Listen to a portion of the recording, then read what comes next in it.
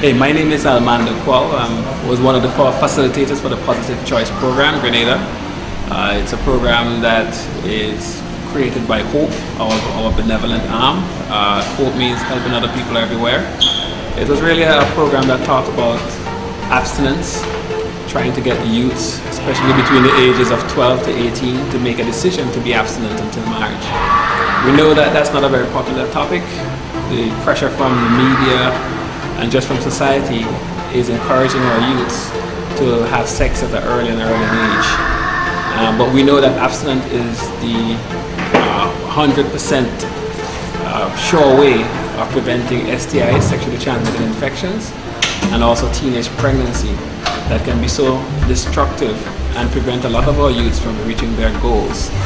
So over the last 2 days, we've been having workshops really targeting that age group, that 12 to 18 age group, and helping them, giving them the information so that they can make a decision to be abstinent. Of course, telling them to do it is not going to work.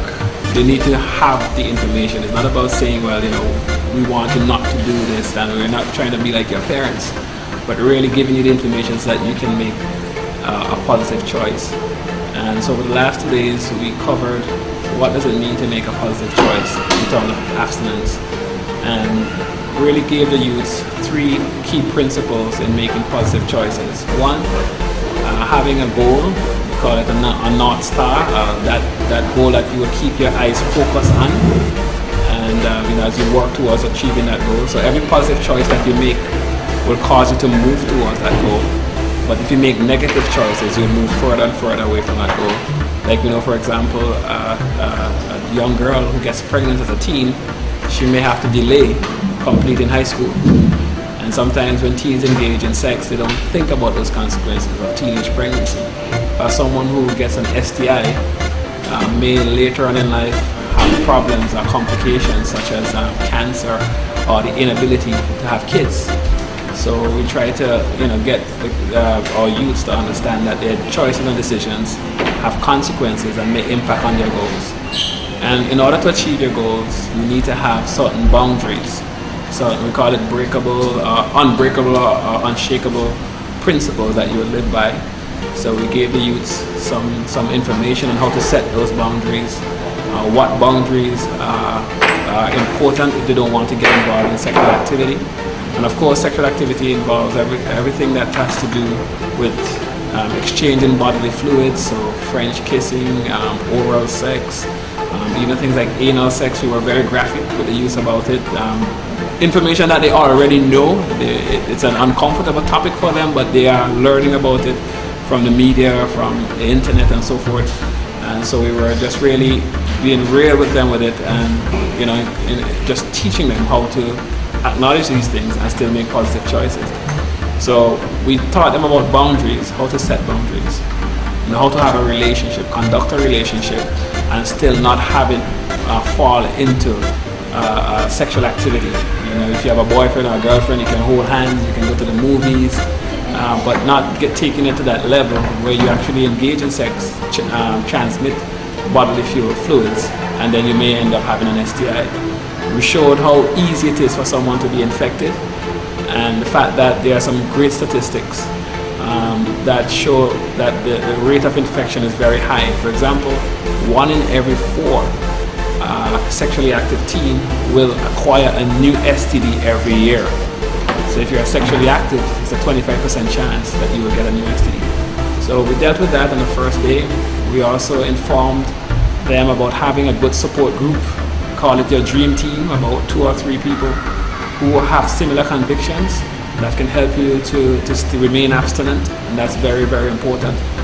Another key statistic is that about 50% of American teens are not having sex before they are adults. But sometimes our young people here feel like if they are alone, you know, they are the only ones, and sometimes in a school environment it can be very harsh where people are applying peer pressure. It is important for anyone who wants to remain abstinent to find others who have the same conviction, and also, you know, so that they can share equal goals and keep each other accountable. Yesterday as well, we dealt with explaining STIs and teenage pregnancy. showing that there are about 25 of them now, sexually transmitted infections. Some of them can even be transmitted by skin-to-skin contact, such as warts and so forth. And we try to just really dive into the details of sexually transmitted infections so that our youths can have an idea of what they are and how they can contract them. And also about teenage pregnancy, about how easy it is to get pregnant. That that condoms are not 100% safe. That the only way to prevent teenage pregnancy is by practicing abstinence, and so we dealt with that yesterday as well. And this morning, today, our final session was just giving the youths an encouragement as to why they should wait until marriage to have sex. The benefits of having sex within the confines of marriage, not having to deal with the issues, the emotional issues that come with having sex outside of marriage. Seeing also statistics that show that people who are married have better sex, they have more enjoyable sex, and that a lot of people who have sex outside of the boundaries of marriage, most of them regret it. Especially if they intend to get married sometime. So it was really to show that having sex within marriage is better than having it outside the confines of marriage. And lastly, we also dealt with giving the youth some tools to deal with the peer pressure when they're being pressured into having sex. So you should have a plan. And if someone is pressuring you into having sex, you should have some sort of a plan as to how you're going to deal with that. First, by saying no. Secondly, by saying why you are saying no, having a reason for saying no, expressing your feelings for saying no. And thirdly, coming up with an alternative activity. So if you have a boyfriend or a girlfriend and they're pressuring you into having sex, just explain to them that you're not involved in that, you don't want to get involved, but then come up with something that you can do that does not violate the standards that you've set for yourself. So basically, in a nutshell, that's what we tried to cover over the last day and a half. And the participation was very good. The first day we had just about 20 youths there, and it was amazing. It was very interactive. They were very interested in the topic. Of course, there was a feeling of uneasiness initially when we were talking about sex, but we understand that they know about it and they are interested in the topic.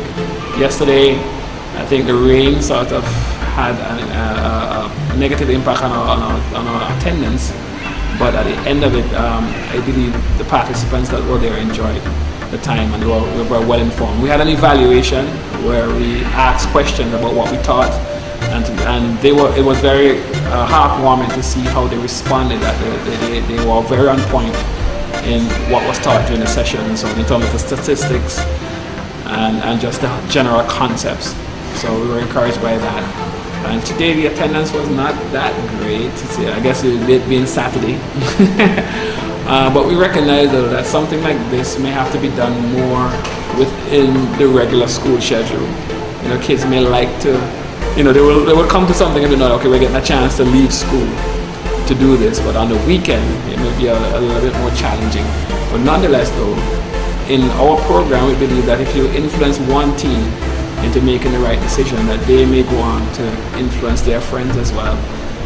We really want to push this message of abstinence. I myself as a facilitator have seen the benefits of being abstinent and wish that I was abstinent when I was a teen, so that I could have saved me some of the issues that I have in my own marriage today.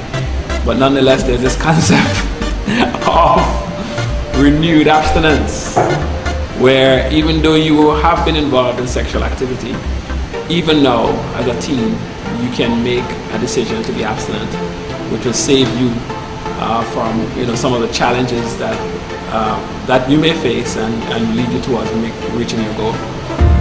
Before you go to sleep, be sure you say your prayers, cause though life may seem bleak, someone up there really cares. Someone up there really cares for you. Hey, there Jah goes again. He took me to a higher level, higher.